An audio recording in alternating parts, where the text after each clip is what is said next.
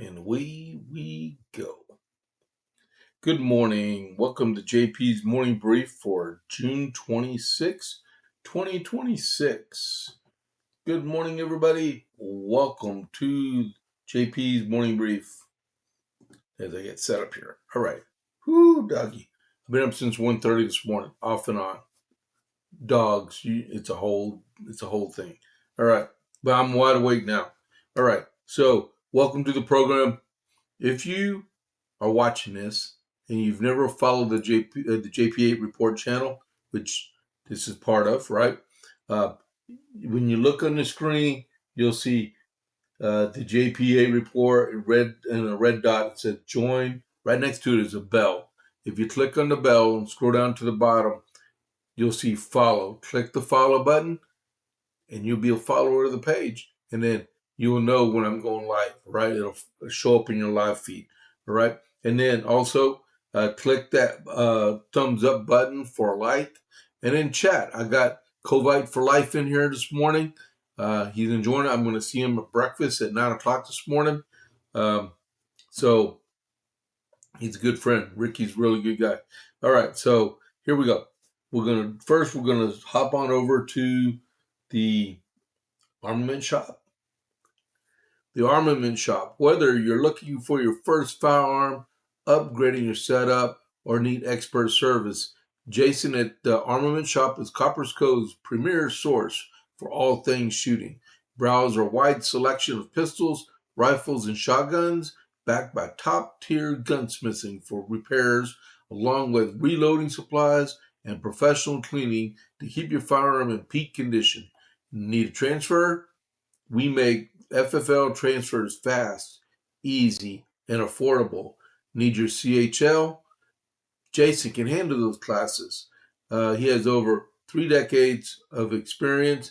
Visit the Armament Shop today at 115A West Avenue D in Coppers Cove, or call or text 254-560-2023, or visit them at www.armamentshop.com. That's www.armamentshop.com. The Armament Shop, your safety, our priority. All right, just a quick thing about the Armament Shop. Yesterday, his wife Lynette runs the Facebook page and stuff, and helps. She's really good. She's co-owner of the Gatesville Messenger newspaper. All right, so I digress. So here in Texas, we've got this thing that's been going on for like 2 or 3 days. There's a missing giraffe. A giraffe escaped from a zoo. It's about the same thing. It's enclosed by a fence, right? Well, this giraffe escaped from a zoo, right? ZOO, and they've been looking for it ever since.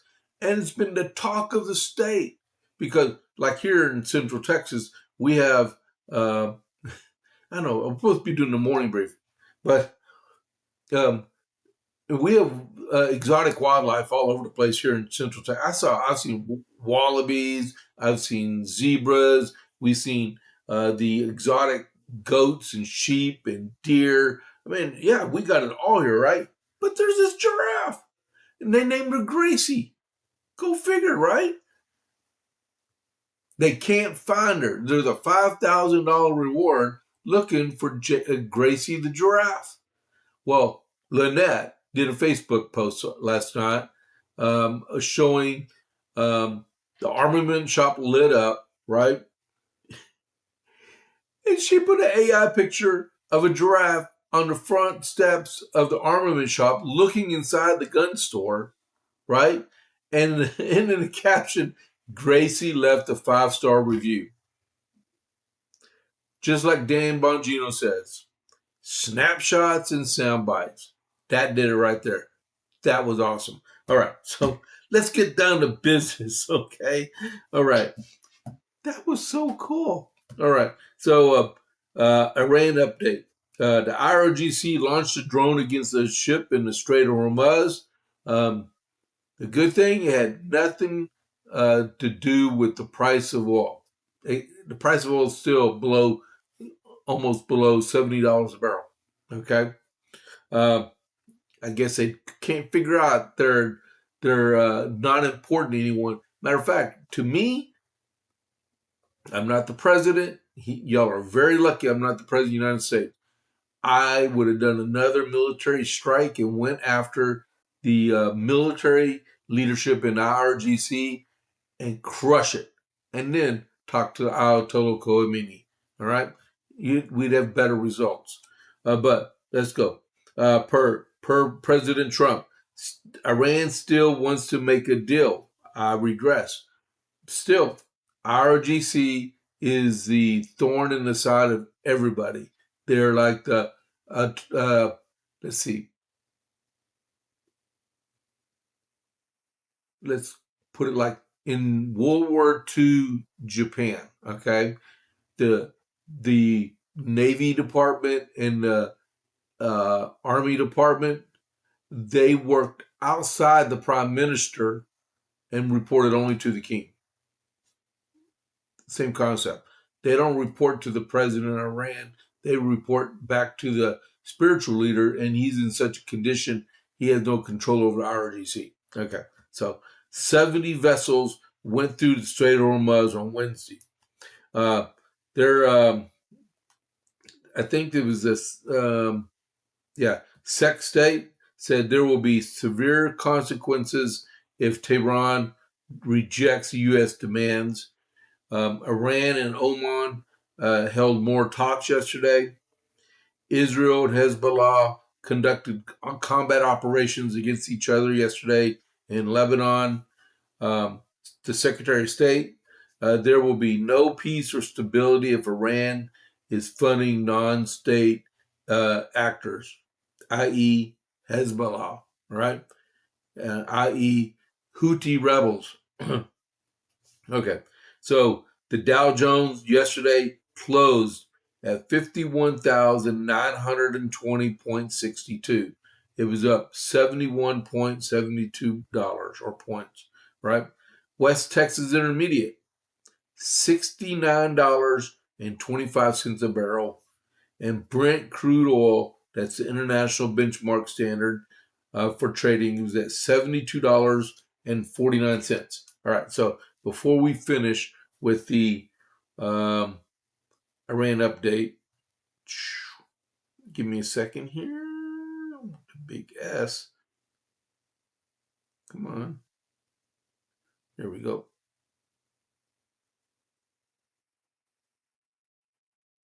Give me a second here. Okay, gas at Sam's Club and Harker Heights is still $2.91. Okay, just want to give you an idea of what we're dealing with gas here in Central Texas. It's not $4.28 a gallon, and it's not $5. Oh my goodness! Steve Hilton was on Fox News yesterday and said gas in LA County, I think he said it was $5.50 or $5.58 a gallon. Or there would be revolt in Texas. That would cost me like $140 to fill up my truck. All right, so that's your Iran update. Now for the brief. Okay, so we know that there was a double earthquake in Venezuela. The U.S. is responding back to it. There are multiple military assets being deployed to the region to help Venezuela. Their interim president is asking for help. Her name is Rodriguez. So, yeah, this morning, well, it says 235 people dead. I think it's a little bit more than that right now. There are a lot of people injured. There are missing people out there. Let's see. The president, he's pledged $150 million in aid and deploying U.S. Navy warships to assist in life-saving rescue operations. The rapid mobilization Thursday comes after back-to-back magnitude 7.2 and 7.5 earthquakes that rocked northern Venezuela, roughly 120 miles west of Caracas, Wednesday night.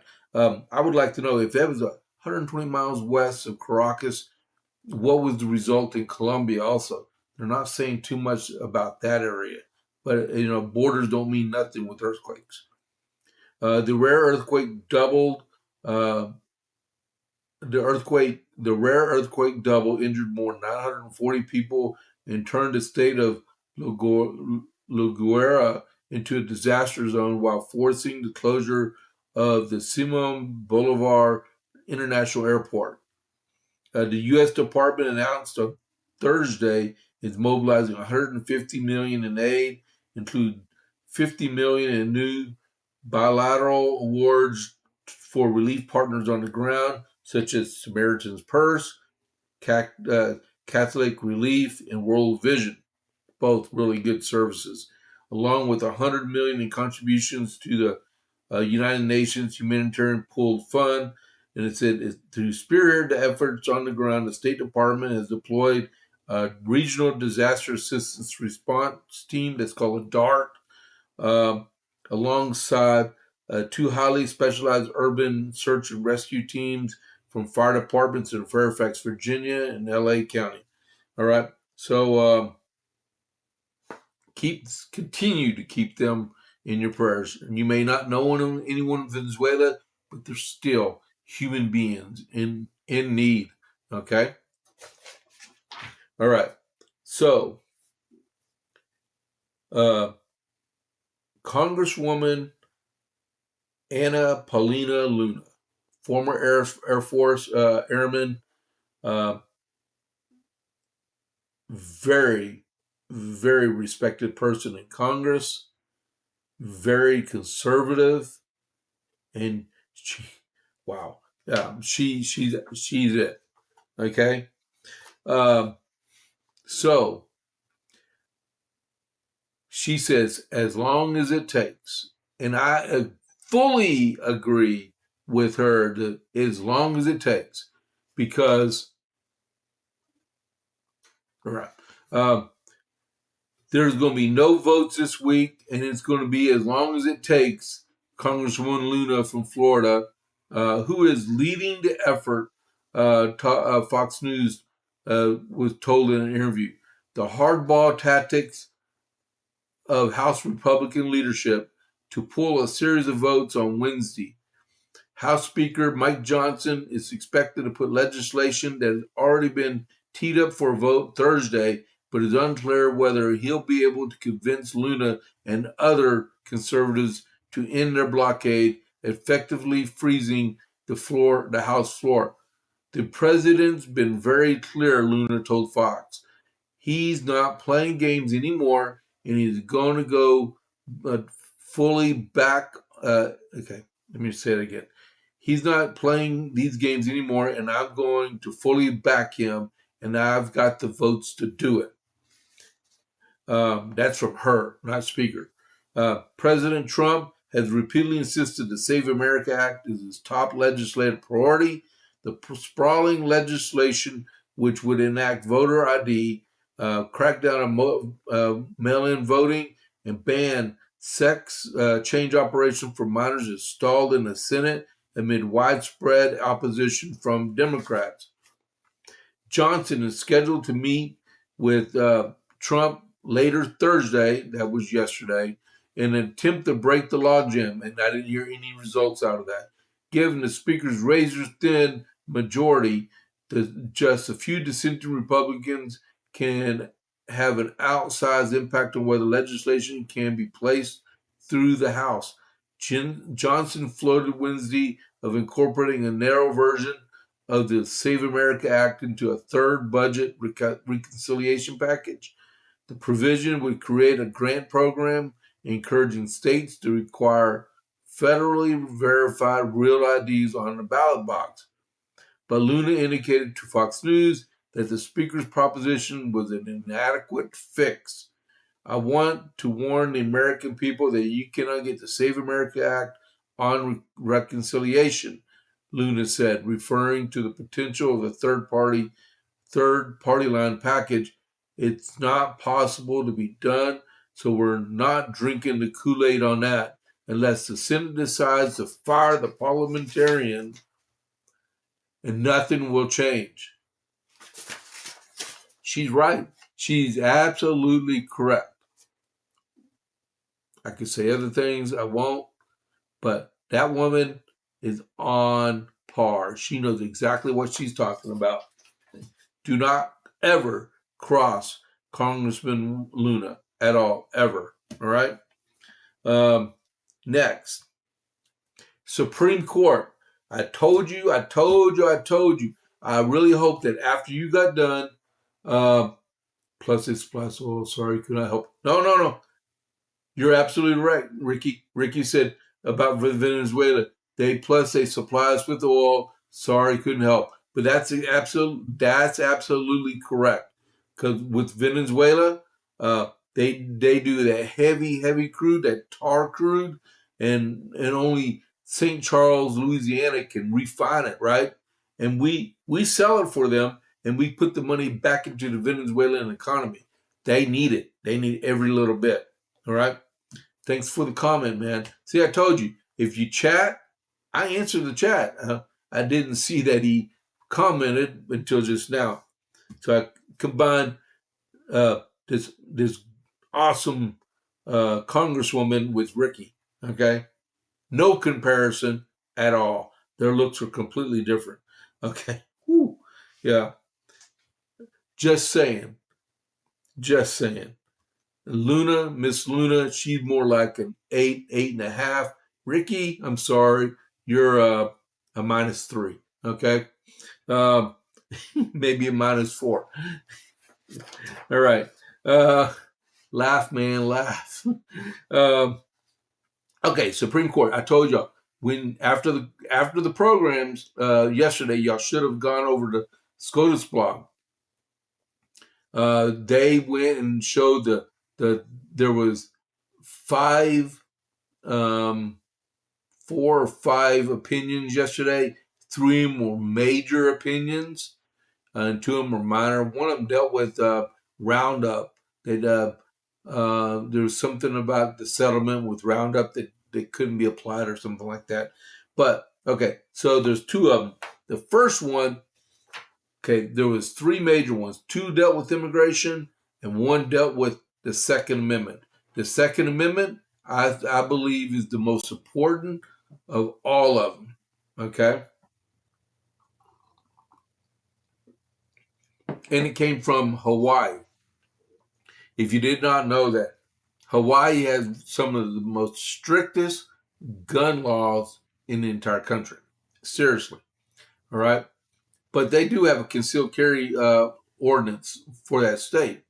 But they said if you have a concealed carry permit in Hawaii, before you walk on any private property, you have to explicitly ask permission from the owner of that property to be able to carry a weapon on that property, whether it be residential or commercial. You know, you walk up to the nearest convenience store, right? And they're like here around here we got Mickey's and we got Star Mart and stuff like that. 7-Elevens are all independent owned. You walk up, you open the door. Hey, I've got a concealed weapons permit.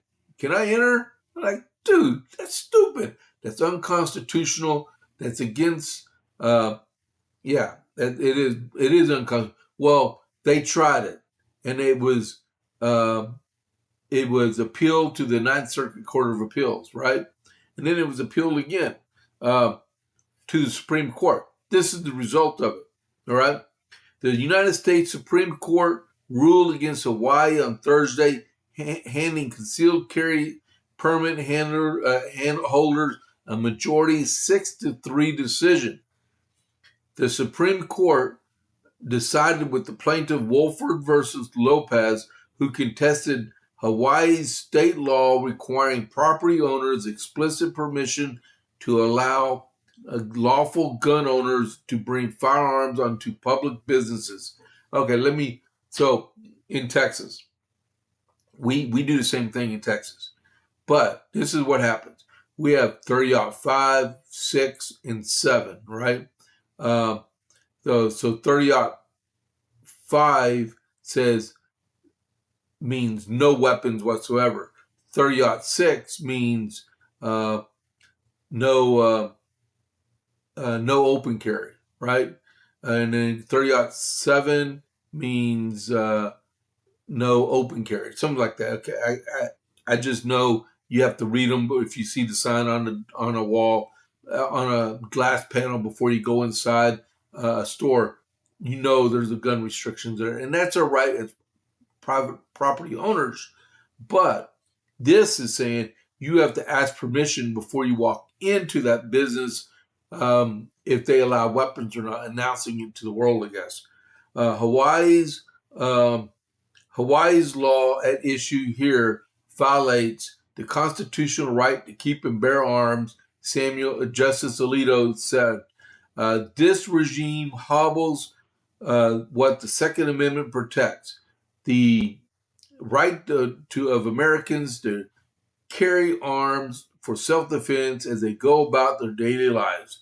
The ruling reverses a decision by the U.S. Court of Appeals for the Ninth Circuit, which I believe is in Oregon, which had upheld Hawaii's restrictions after the state enacted them in response to the Supreme Court's 2022 Buren decision. After Buren struck down New York's proper cause licensing requirements and held that Americans have a constitutional right to carry handguns outside the home for self-defense, Hawaii overhauled its firearm laws. Among the new provisions was a requirement that concealed carry permit holders could not bring firearms into another person's private property, including businesses open to the public, unless the owner provided express authorization through signage or verbal or written permission.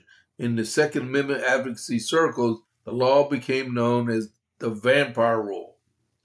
Okay?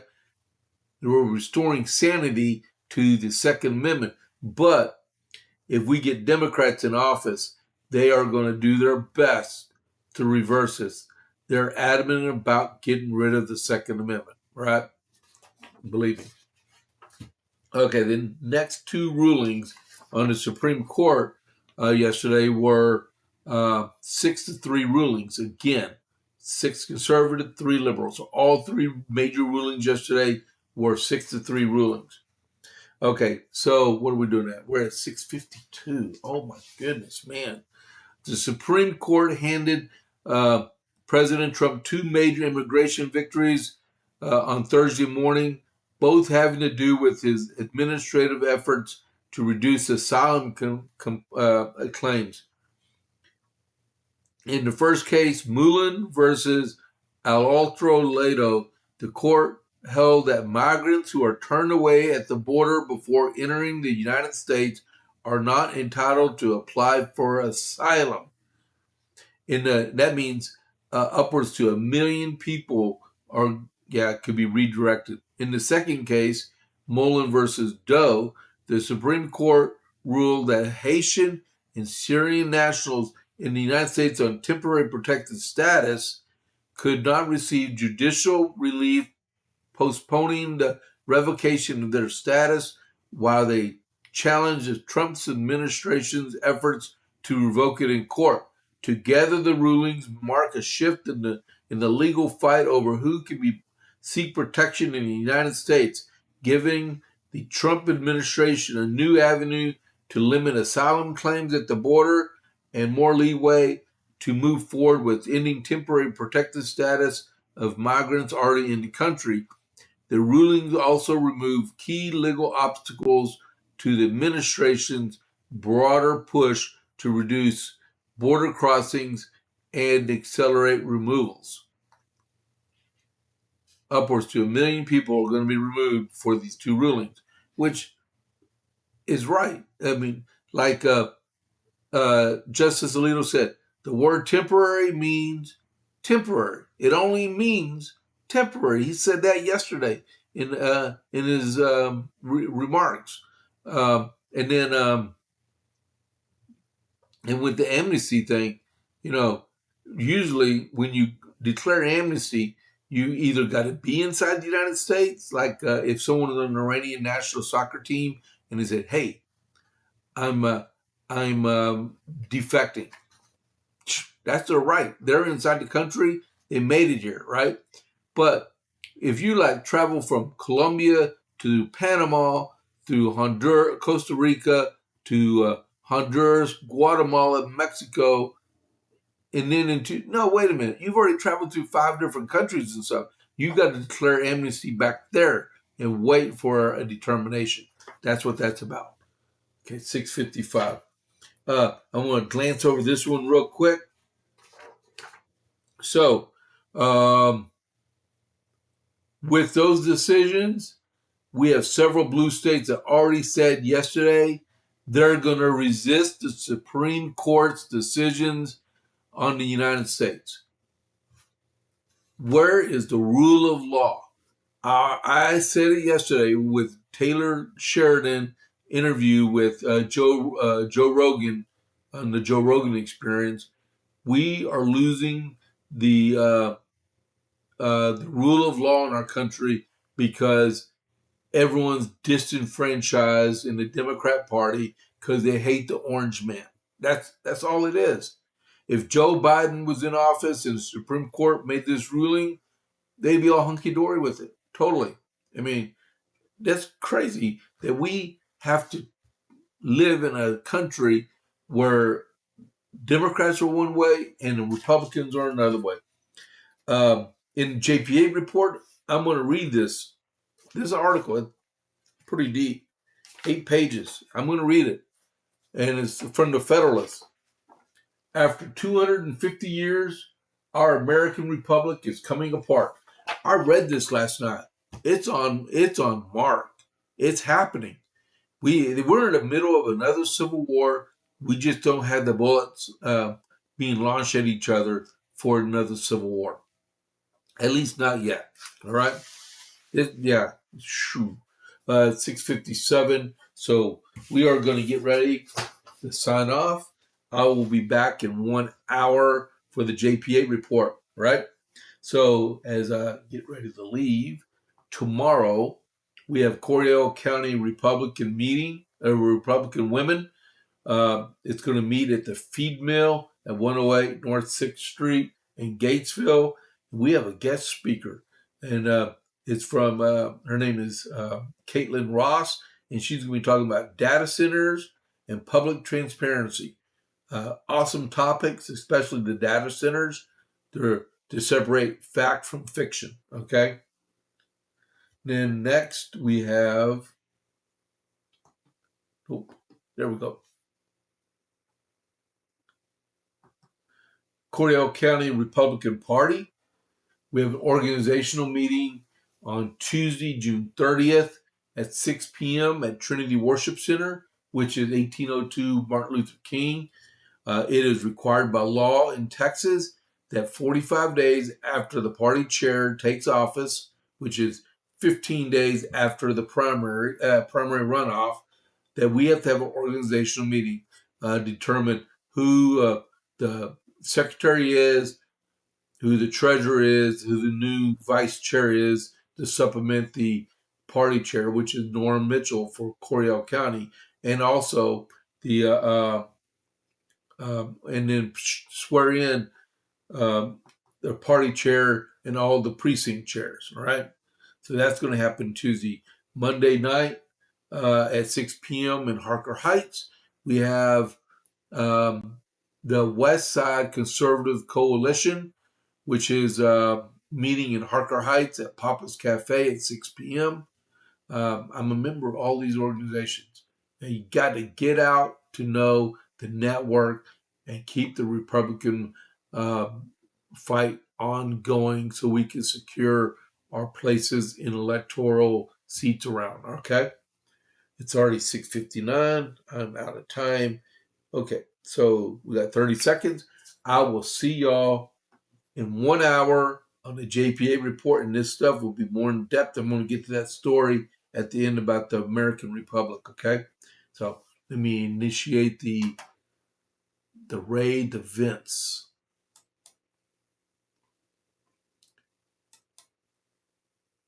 And it's confirmed. All right, so I'll see y'all in an hour. This is James Pierce. I'll catch you on the flip side. I'm out.